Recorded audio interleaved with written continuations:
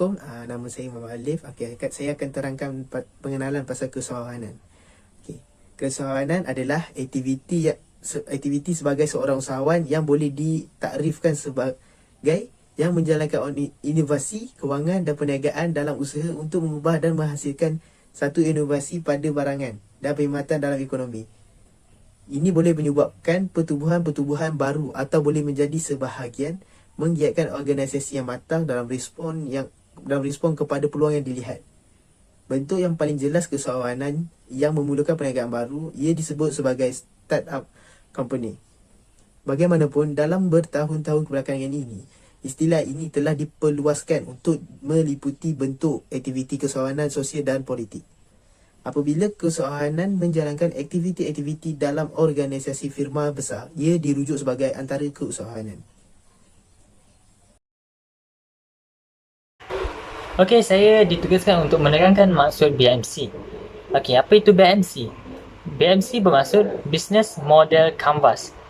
Business Model Canvas ini adalah satu kanvas yang digunakan untuk menguji kekukuhan idea bisnes yang bakal dan sedang kita gunakan. Ia sangat berguna bagi mengurangkan risiko semenjak projek bisnes kita masih dalam fasa idea.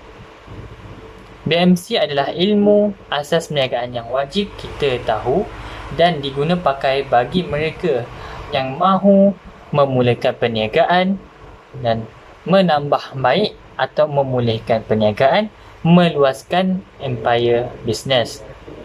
BMC dilihat sebagai satu teknik mudah untuk membina bisnes model yang telah disusun secara sistematik. Bisnes model membawa makna bagaimana sesuatu bisnes itu dijalankan. Penjualan satu produk boleh dilakukan dengan menggunakan beberapa model bisnes. Dalam setiap sesi BMC coaching, peserta akan dibimbing untuk menentukan apakah kriteria yang sesuai bagi setiap 9 faktor ini mengikut bisnes yang mereka jalankan. Dan suka diingatkan bahawa setiap produk yang berlainan VP dan CS-nya diadakan BMC yang tersendiri. Ia terdiri daripada 9 faktor. Yang pertama ialah customer segment, yang kedua value proposition, yang ketiga channel, yang keempat customer relationship, yang kelima revenue stream, yang keenam key activities, yang ketujuh key resources, yang ke-8 key partner dan yang terakhir ialah cost structure. Assalamualaikum dan selamat sejahtera. Nama saya Abdul Azim Firdaus bin Abdul Rahim. Hari ini saya akan menerangkan tentang kepentingan Business Model Canvas atau BMC. Mungkin anda tertanya-tanya apakah kelebihan BMC dan mengapakah anda wajib menguasai model tersebut. Okey, yang pertama mengenal pasti masalah yang boleh ditangani oleh produk anda. Contohnya, kerosakan dan kecacatan yang berlaku pada produk kita. Kita mestilah tangani masalah tersebut supaya dapat menghasilkan produk yang berkualiti. Yang kedua, menganalisis pesaing serta kekuatan dan kelemahan mereka. Yang ketiga pula, mendapatkan solusi bagi setiap masalah pelanggan.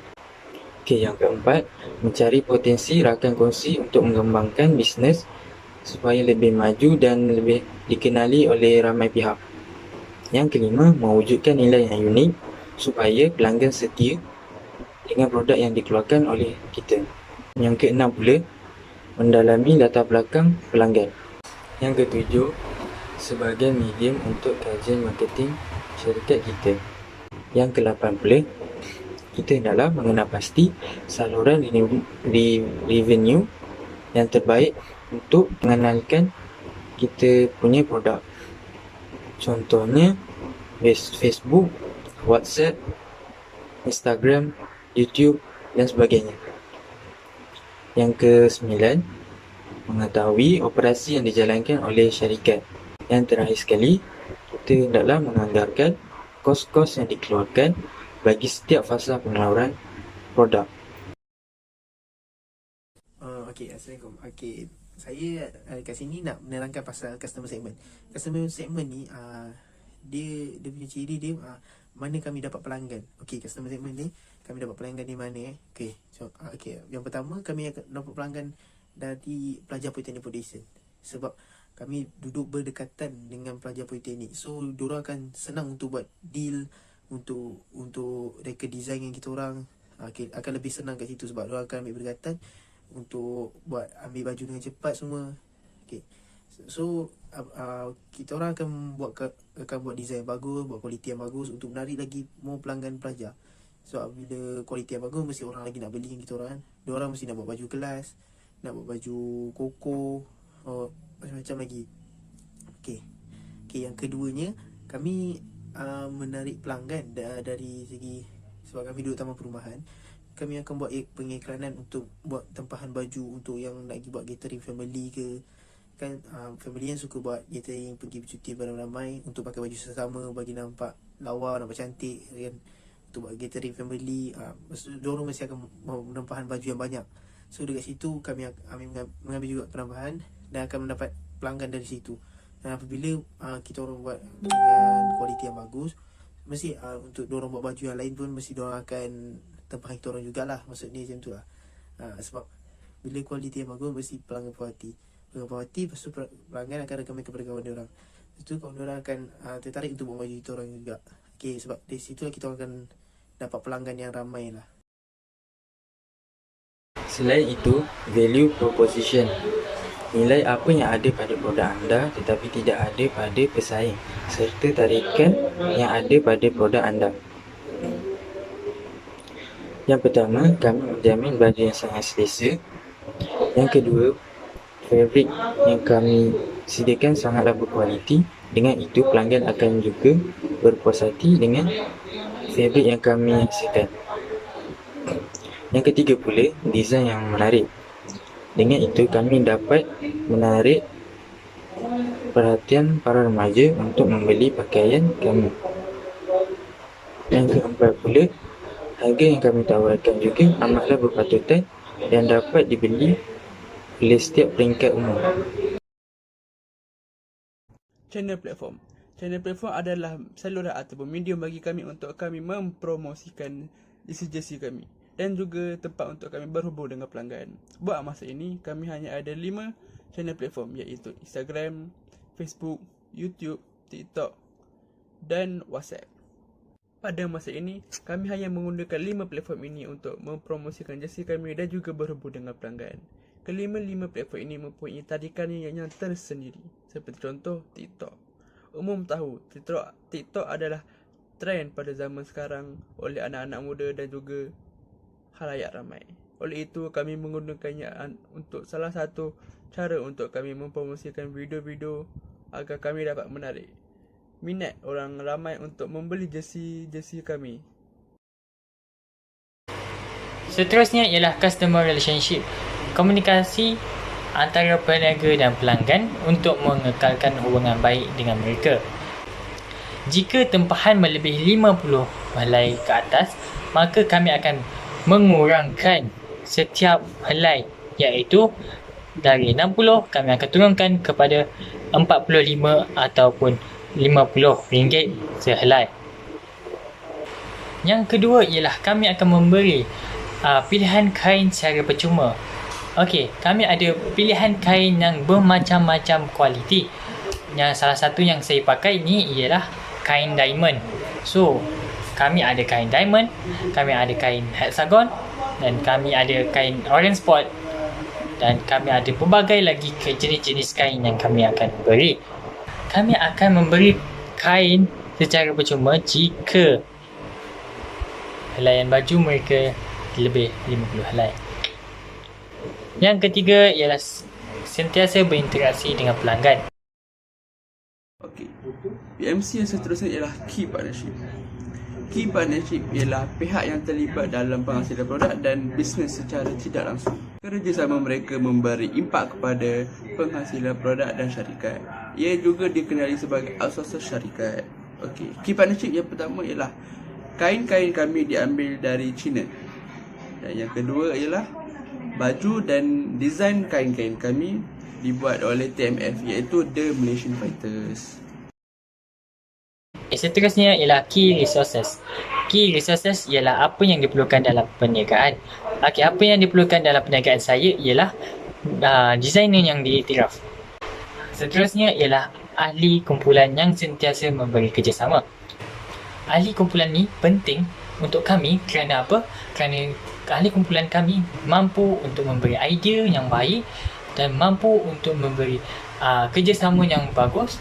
Maka bila bergabung kami ahli kumpulan, maka perniagaan ini akan lebih terus maju ke hadapan. Seterusnya ialah nombor 3, iaitu teliti setiap desain dan saiz yang diminta. Seterusnya, key activity. Segala proses aktiviti yang dilakukan dalam syarikat bermula daripada pembuatan sehinggalah pemasaran produk. Yang pertama, mempromosikan jualan kepada pelajar-pelajar universiti dan sukan pencak silat. Ini kerana desain baju ini sangat menarik dan dapat menarik minat para remaja pada masa kini. Dan ianya juga sesuai dan mengikut trend pada masa kini.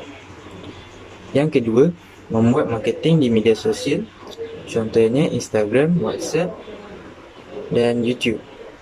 Yang ketiga, membuat jualan mingguan. Seterusnya ialah cost structure. Cost structure ni, berapakah kos yang diperlukan bagi menghasilkan produk dan kos-kos yang terlibat dalam perniagaan.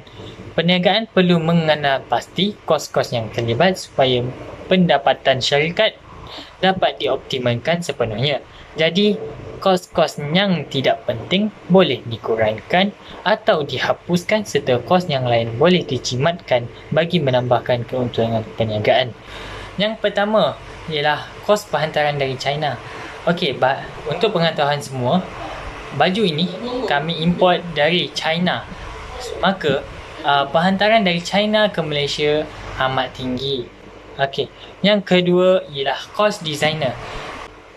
Yang seterusnya ialah kos penghantaran. Kos penghantaran mengikut tempat. Okey, yang keempat iaitu yang terakhir, kos upah kilang printing. Okay, Assalamualaikum. Okay, kali ini saya nak menerangkan pasal revenue streaming. Revenue stream adalah hasil jualan syarikat. Okay, yang pertama, hasil jualan yang kami dapat ialah melalui media sosial. Media sosial ni contohnya Instagram, Twitter, WhatsApp, Facebook. Kami mempromokan barang-barang kami dekat situ. Lepas tu kami ada orang nak beli. Dari situ kami mendapat hasil lah penjualan yang banyak lah dari pelanggan yang nak buat pertembahan semua untuk membeli baju kami. Okey, yang kedua ialah jualan melalui penghantaran. Okey, jualan melalui penghantaran ni maksud dia kami mengenakan jas pada pelanggan yang ingin membeli secara COD ataupun melalui penghantaran pos laju. Kami akan mengenakan jas yang mengenakan harga yang berpatutan lah pada COD. Lepas tu dengan pos laju akan mengenakan harga yang berpatutan untuk mengenakan jas untuk hantar semua. Okey, yang ketiga ialah jualan gerai. Jualan gerai ni bermaksud kami akan membuka gerai di pasar malam atau sebagainya. Kami akan menjual baju-baju dengan desain tersendiri. Kat situ nanti kalau orang datang pasar malam boleh membeli baju jersey atau semacamnya lah, yang desain kami sendiri. Okey, itu saja dari saya. Kesimpulannya, perniagaan ini mempunyai potensi untuk maju kerana usahawan Bumi Putra pada masa ini tidak berani untuk mencuburi bidang perniagaan jersey ini. Usahawan perlu menghadapi cabaran-cabaran ini untuk menangani ekonomi moden. Globalisasi, kemajuan internet dan era maklumat turut memberi cabaran kepada usahawan di dalam persaingan pasaran. Persaingan yang ada membuatkan usahawan perlu ada kreativiti dan berinovasi bagi menyesuaikan diri dengan pantas kepada perubahan pasaran.